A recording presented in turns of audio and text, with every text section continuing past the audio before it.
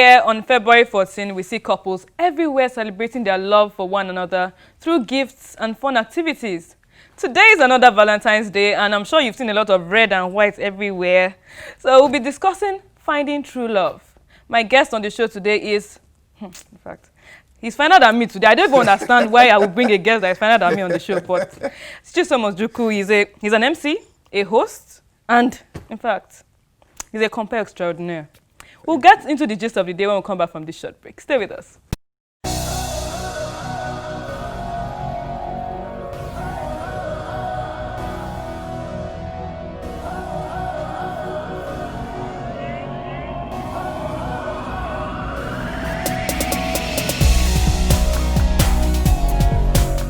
Welcome back. This is Catholic Faith Forum, and our Valentine's Day special today is finding true love.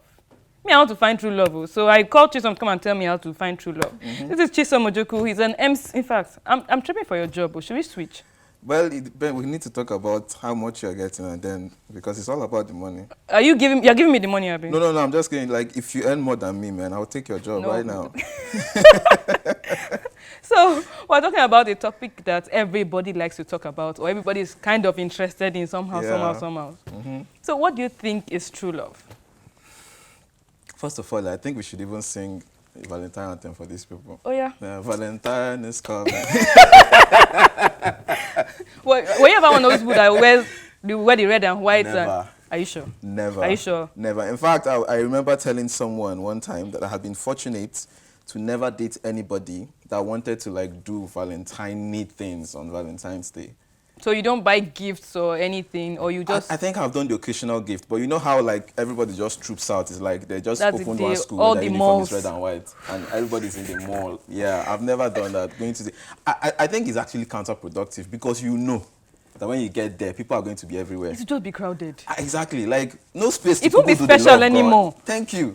Like I'm like, if I have to show love and make it special, then let's do it on a day that not everybody is doing it, right? That's what makes it special. But some people feel like because that day is marked up for it, we have to do this. We have to go out that day. How would they know that I love this person if I don't do it today? Well, if you know the reason you're doing it is because you want to show that you love the person, then that's fine. Let this be clear that it's because of it, right? But if what you're doing is turning it into something that is supposed to be that this is how you know I love you, and then at the end of the day, you just end up giving the brother boxers and singlet, and then... my chest. Thank you. I had to say that. Because the brothers are not happy. I had to do that one for us. But we buy gifts. Yes, boxers and singlets. No, now. I don't buy boxers and singlets, so let me speak for myself. Okay. I don't buy... I know many girls out there too. We're trying. We're making an effort. You are better because it is. I mean, we talk about it too much, and it's a joke really. But when we come to it, my point is I don't really understand the whole rave about like going out and doing things for the sake of it. And if you even want to do, like, stay in your house now. Sure, you can create like loving atmosphere in your house and everything. Like. So do you think there's a need to actually celebrate love? Oh yes, but I struggle with a particular day in the year being the day for doing that. Day. Yeah, and on top of that, I struggle with the lengths people go to show it. It's like it's more about the extravagance of it than the actual love. Show. It's actually for sure. That's what I have a problem with. Because I mean, everybody, at least last, all of us have one day in the year that we're born, so everybody gets celebrated once a year. So I could actually deal with let's celebrate love today out of all the days in the year. But then when it comes to something that is just for show, you see people that are fighting on Valentine's Day. The babe is just like drops don't forget to send this thing to my office, and then it gets toxic at some point. I used to work in corporate at a point, and on that day, it's like there's a competition going on. People are checking who has the biggest flowers, cake. Yeah, who has the biggest cake, who has the best gift. They are sending trumpets. You just know that if you're a man and your baby's in that office and you've not done anything, you're in trouble. So it's not like, sometimes I'm like, should we now scope and find out what others are doing before you now do your own? I think it's that obligation. The way they make it's a compulsory thing. You have to do something grand that day. Yes. I think there's a problem there. Yeah, it merges very well with the idea of giving, because I feel like giving goes wrong when it becomes an obligation. True. Yeah, so I feel like the beauty of it, the joy in it, is when it comes from in here.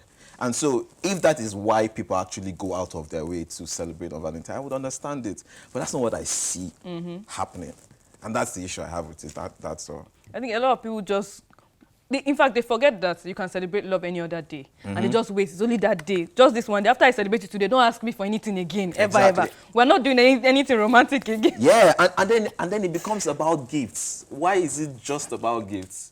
Because most of us talk about love languages. And you know that there are different ways of showing love. Of course. Right? So if gifts is just one of them, but if, for example, a man or a woman does not have money, let me now, because we're always talking about men suffering, let me even switch it and say, okay, it's fine. But Shai got to my point about singlet and boxers. Is men and women, thank you. Good. So, assume that the woman does not have money for the day, and she knows that her husband is somebody that maybe just likes maybe being affirmed, or he's somebody that likes you to do things for him. And then she wakes up that morning and decides, oh, we're going to give you a spa treatment today at home. That's not a gift. You didn't spend nothing, right? But it's something you know this person will appreciate. But this society, or maybe her friends or anything, or depending on who the guy is speaking with, they will be like, oh, we've not given, what did you give for Valentine's Day? So even just making maybe a special, your favorite food, just make it for you this morning. That's a special you up with thing. Breakfast in bed, those kind of things. Yeah, especially if you're the kind of person that likes it. Now, if you're the person and you don't want that kind of thing, then it's okay. But it's not like there's just one road everybody must ply, and that's why it's overcrowded. True, I agree. Just like the mall. So how do you think a person can... That inflates me. I will not get to it. Have you ever, like, take your time and just go? Like, go out today. I walked in the mall for a while. Okay. So I can tell. I can tell. It's I won't even go. Like, if I'm going home today, I'm just going, like, take a roundabout because I live close to a mall. I'm not even going to do that. It's annoying. So how can a person really tell when someone truly loves them? I think that love is something that acts more than it talks. It's good if you talk it. A lot of people like to hear the words, but I feel like it actually manifests in your actions. So if you tell me you love me from today till tomorrow and you don't show it, you know, so I feel like you would know when somebody loves you. They would do things that will be good for you. They would think, it will be clear to you that this person is thinking of my interests, you know, versus just doing something to tick the box and say, oh, you know, I love you, so I did this for you because of it. And it's not about always like, I love you, I love you, I love you. It's okay. How can you show you're working? You know? So love and show it. Yeah, exactly. Okay.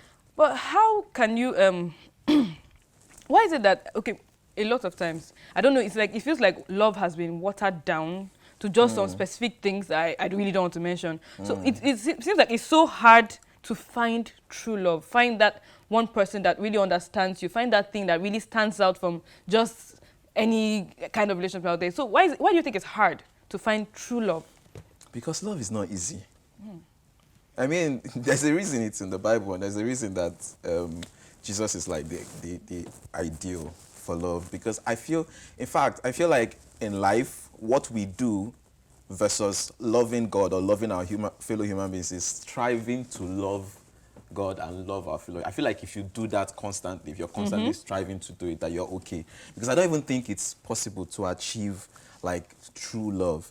But what I think is, I mean, the Bible talks about how love is kind, love is patient. Love is patient, love thinks about the other person, love is selfless, and all of those things. So when you think about all of those things, you realize that those are things that naturally would be at war with the composition of your flesh. Like, as a human being, you're predisposed to selfishness. You're thinking about yourself. Even when you're not really thinking, you're just, self-preservation is an instinct. It kicks in. Yeah, and so you come first, right? And I think it was even acknowledged in that part of the Bible that said it, because it says, I think there's another part that says, love your neighbor as you love yourself. Because you definitely love yourself. You have to love yourself, you know. So I feel that love in itself, what it means, is not easy. Definitely. And so that's why it's tough to actually see the real one or the true one be expressed, you know. It's if you think about it, it's a heavy something. It is. This is what it is. Very heavy. Okay, so we are all, we single people, sha. Let me put it that way. We are still Not for long, my sister. Amen. We are still looking for that one person that we intend to marry and then stay with forever. But some people have the opinion that there's only one right person for a person, and if you miss that one chance, your chance has passed. Please, no, cannot be. Even if it's true, I reject it. Because, so those of us that have loved more than once, what's not going to happen to us? That's the thing. I know some people just feel like, when I was in school, there's no love again. Let's just go. That's why you see a lot of people, when they get to a certain age, they feel like, I'm not sure we find this love. Let me just marry somebody. My biological clock is ticking. I'm getting older and time has passed. Let me just marry because I want to marry. I mean, I feel like these are two different things, right? Love is one thing, marriage is another thing. Okay. Because if we come to marriage, like there's so many reasons you could want to marry that might not even involve love, right? But let me take this love one first. So I do not think it is that you just marry, that only one person is meant for you. It does not even make logical sense to me, because as a human being, you're a conglomerate of many moving parts, right? And so I feel like it's just like, you know how when you have gears that are rolling against each other like this, it's just the teeth that come together at a particular point. Those are the ones that merge.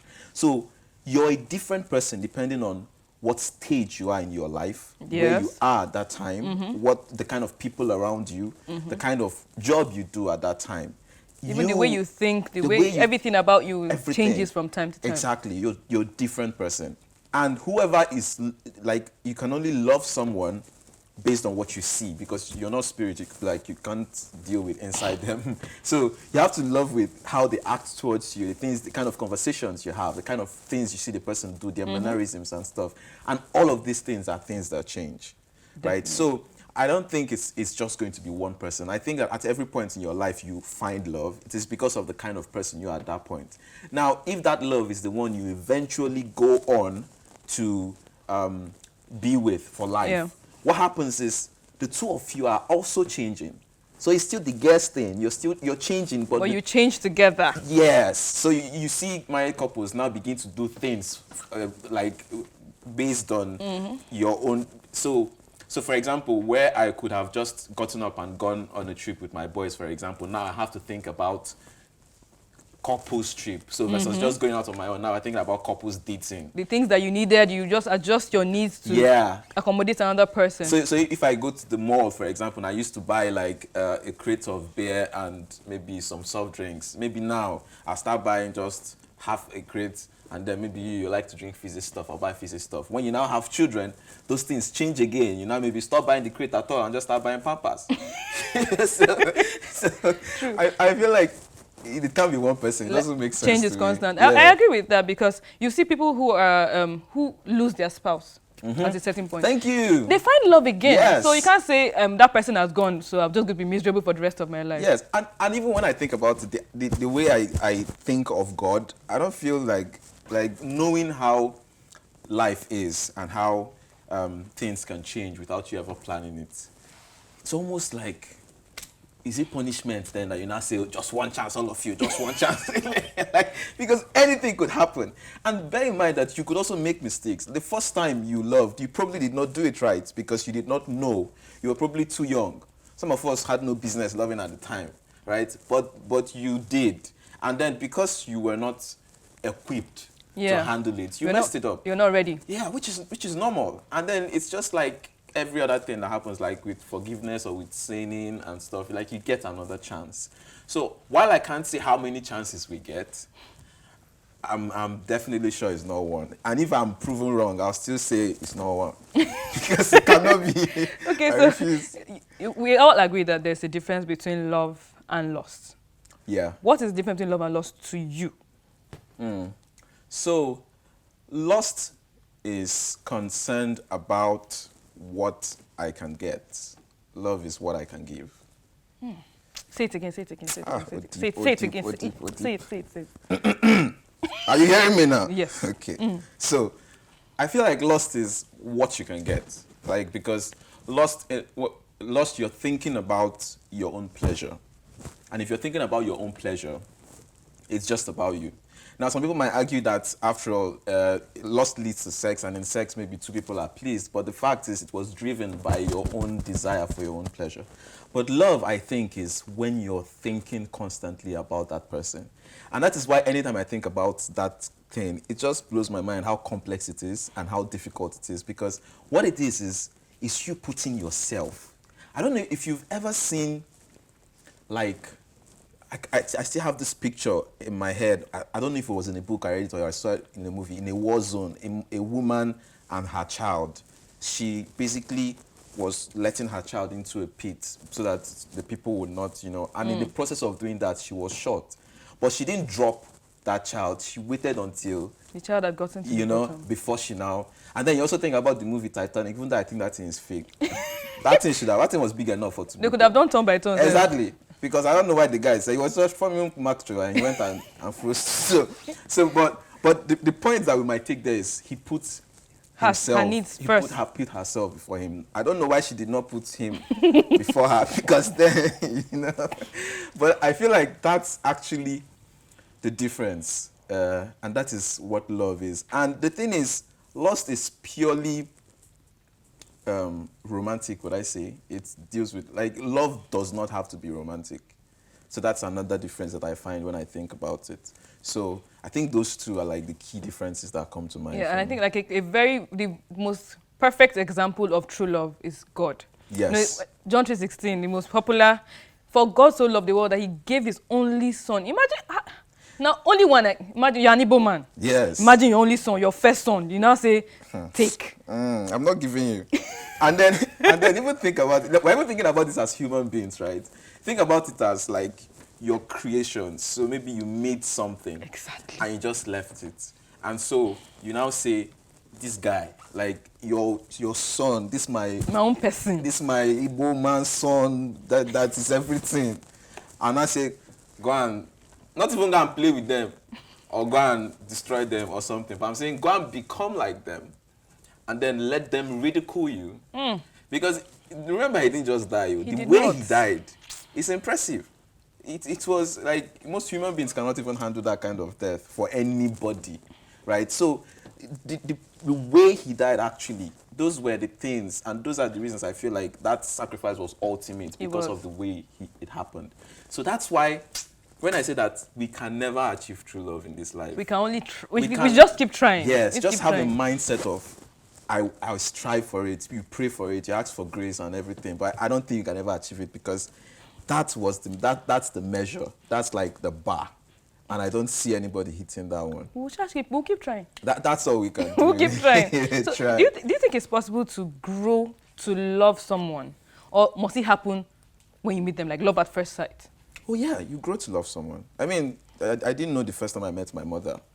But now I love my mother. That your example is future. Yeah. I mean, I feel like love doesn't just, because of the way it is, it doesn't just happen like that, right? Because what it means is, I'll now carry you and just drop in front. Anything I want to do is see how I think of it. Like it doesn't just happen like that. I feel like sometimes love even happens after you're married, because for some people they need that extra measure of, okay, you have committed to me, now I can actually sacrifice and just give everything. Yeah. But until they're married, some people are still like, it takes more. Just hold on a bit, So I think that it's something that grows. And we actually see it happen with our parents.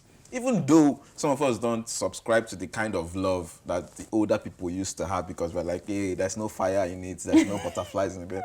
But that thing works. Yes. That thing works. And most of them did not know themselves from anywhere. They just met. Same with my parents too. Oh, you see? So they just met and then started growing from there. Most of the things like that they did in the name of courtship was just for show.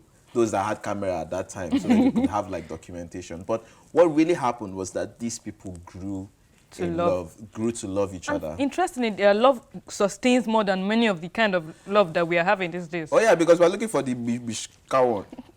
Your stomach be jumping. Yeah. If you are the stomach, how long will you jump?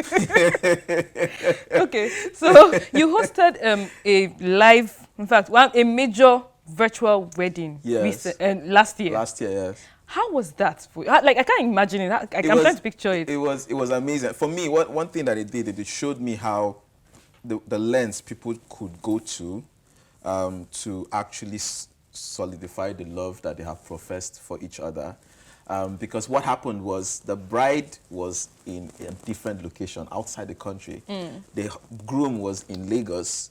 It was a traditional wedding, so they needed like kinsmen. The kinsmen were in the east.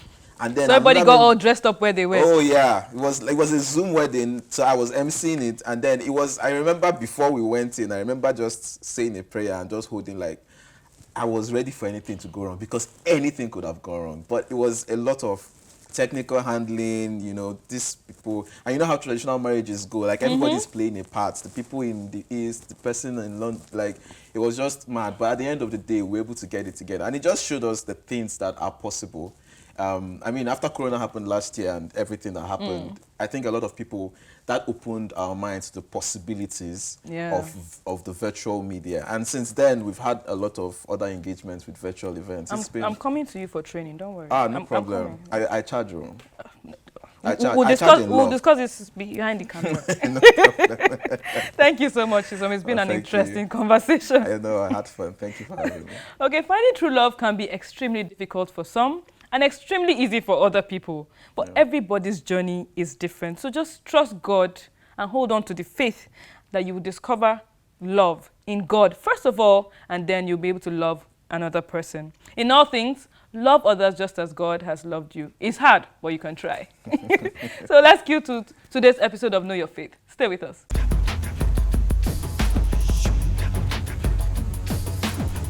Hello and welcome to Know Your Faith series. I am Collins, and today we'll be reflecting on the story of creation, that is Genesis chapter 1.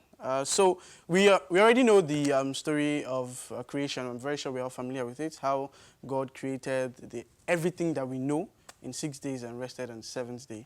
So on the first day, God created lights. On the second day, God created the atmosphere and the firmament. On the third day, God created the dry grounds and plants. On the fourth day, he created the heavenly bodies, the sun, the moon, and the stars. On the fifth day, he created the bird and sea animals. And on the sixth day, he created land animals and man. And on the seventh day, like we know, the Sabbath day, God rested. So the seventh commandment enjoins the respect for the integrity of creation, and we see in Catechism of the Catholic Church in paragraph 2415, and it says, man's dominion over inanimate and other living things granted by the Creator is not absolute. It is dignified by the concern for the quality of life of his neighbor, including generations to come. Now what this means is that even though we're given authority over everything, it's not absolute authority. It means that we are responsible of our environment. So even the littlest of things you do, you have to remember that as a creation of God. God created us, yes, to enjoy the things of earth, but we have to be responsible to know that we have to try to consider our neighbors' feelings, or even the generations to come. Try to create a better environment for the next generation to come. The book of Genesis provides us with certain foundations of Christian anthropology, and I'll just give you about 5 of them. So the first is human dignity, the inalienable dignity of the human person. Now, this we look at how God created man, and we see that God created man distinct. So we see that each human has a particular dignity, and we are not to disrespect anybody, because like God said, he created man in his own image and likeness. Number 2 is that we are social beings. We see the constitutive social nature of human beings from Adam and Eve. I mean, Adam was alone. Yes, he had animals at first, but then God had to create Eve. And that already shows that our primary nature is that we are social beings. Third is stewardship. The meaning of human activity in the world is essentially linked to the discovery and respect of the laws of nature that God has inscribed. So our whole point of living is basically for God and to return glory. And the fourth is that creation has a divine origin.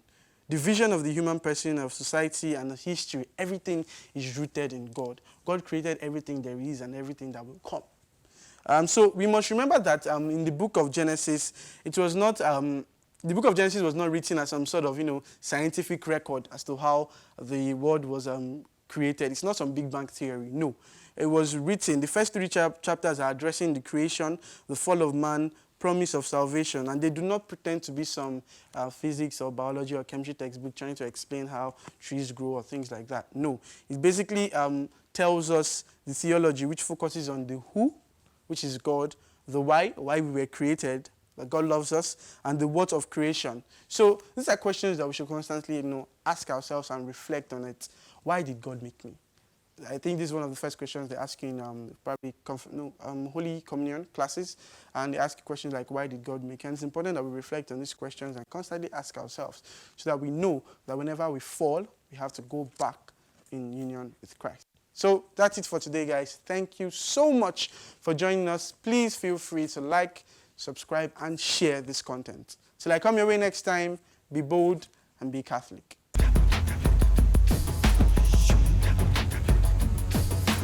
Welcome back. Thank you for staying with us to the end of the show. Chisom, thank you so much. Thank you so much. I enjoyed myself. Me too. I had fun. I feel like we should go on, but I know I know you have Valentine's plans, Abi. Yeah. No, I'm actually trying to escape Valentine. That's why I want to go on. If you can help me, just put me on another. Maybe I'll not be on this side. Let's just do another one. Maybe we can do a second thing. We'll come and do part 2 very soon. Thank you very much. Okay, for suggestions, questions, inquiries, hit us up on our social media platforms at CFF on TV. Also, subscribe to our YouTube channel at Dominican Media Presents. Also, join us on Tuesday at 7 p.m. on Twitter for our CFF chatroom with the hashtag CFF chatroom. And tell us how you spent your Valentine's Day. All the juicy, spicy details. Come and share it. Very deep. Thank you. Till next time, keep being saints in jeans and shirts. Oh, yeah. Yeah. What is the difference between love and lust to you? So, lust is concerned about what I can get. Love is what I can give. Say it again. Say it again. Are you hearing me now? Yes. Okay. So, I feel like lust is